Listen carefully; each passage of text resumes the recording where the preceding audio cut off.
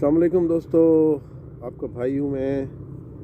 देखिए मौसम अपने मेरे भाइयों पीक पे जा रहा है। अब जो एक हमें चिल चाहिए थी, चिली टेम्परेचर, कूल टेम्परेचर चाहिए था, वो पिछले 1-2 दिनों से डेवलप होना शुरू हो गया है। अब अल्हम्दुलिल्लाह जिन दोस्तों ने जो है 20 अक्टूबर के बाद 1 अक्टूबर तक काश्त की थी, उनके लिए बहुत ही आइडियल मौसम है। और अल्हम्दुलिल्लाह जो एक हाई टेम्परेचर की वजह से एक तीला निकलने वाली शिकायत का इशू था, वो अल्हम्दुलिल्लाह सॉल्व हो गया। बहुत क्रिटिकल टाइम है दोस्तों। इस टाइम पे आगे चूँकि कोहरा भी पड़ना है, और आपको पता है कि अब जो हमारी 20 अक्टूबर से ऑनवर्ड वाली यकम तक वाली काश्त है, उसको वेजिटेटिव ग्रोथ नहीं बल्कि उसकी ग्रोथ जो है वो सुप्रेस होनी चाहिए, यानी दब जानी चाहिए, जो हाई टेम्परेचर की वजह से वो कर रहा था। अब एक्सट्रीमली लो टेम्परेचर जो है उसकी वजह से उसकी जो ग्रोथ है वो रुक जाएगी। और अब अगर तो इस बीच में कोई भी तरीके से हम टेम्परेचर को ज़्यादा करेंगे तो उसकी जो टिलरिंग का अमल है वो शदीद मुतासर होगा।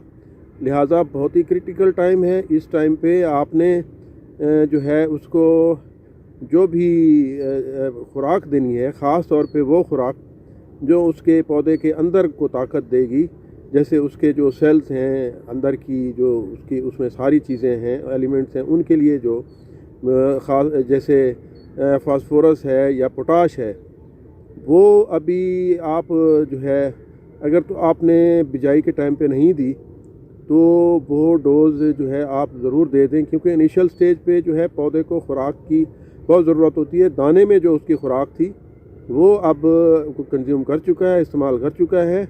अब उसको एडिशनल सप्लीमेंट चाहिए, वो जो है जिन्होंने नहीं दी फास्फोरस की सूरत में दे दें, और जो है उसमें पोटाश की सूरत में लाजमी दे दें, क्योंकि इसके बाद जो है इन फर्टिलाइज़र्स का इससे ज़्यादा लेट में कोई फ़ायदा नहीं है दोस्तों।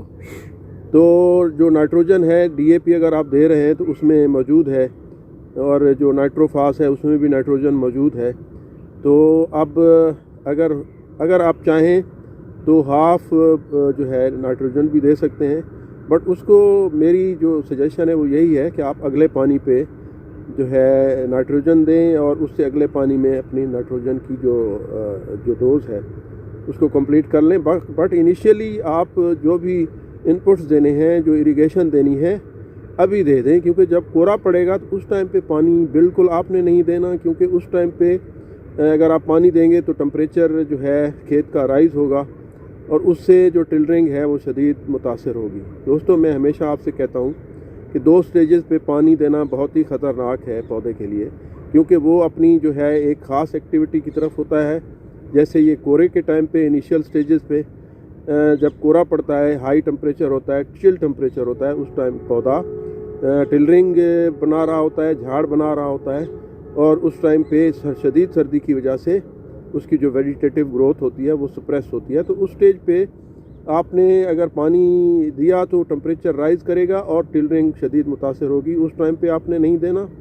और एक जब ग्रेन फार्मेशन हो गई हो, आपकी जो मिल्की स्टेज है वो स्टार्ट हो गई हो, यानी जो आखिरी 40 डेज़ हैं जब पौधा दाने बनाता है, उस स्टेज पे पानी देना शदीद जो है वो ख़तरा है, क्योंकि उस टाइम पे पानी जब लगाएंगे तो खेत का टेम्परेचर लो होगा, और लो टेम्परेचर में जो पौधा सेंस करेगा वो अपनी फिर वेजिटेटिव ग्रोथ की तरफ जाएगा, और जो उसकी ग्रेन फार्मेशन है या प्रोडक्टिव स्टेज है उससे जो है वो स्लिप हो जाएगा।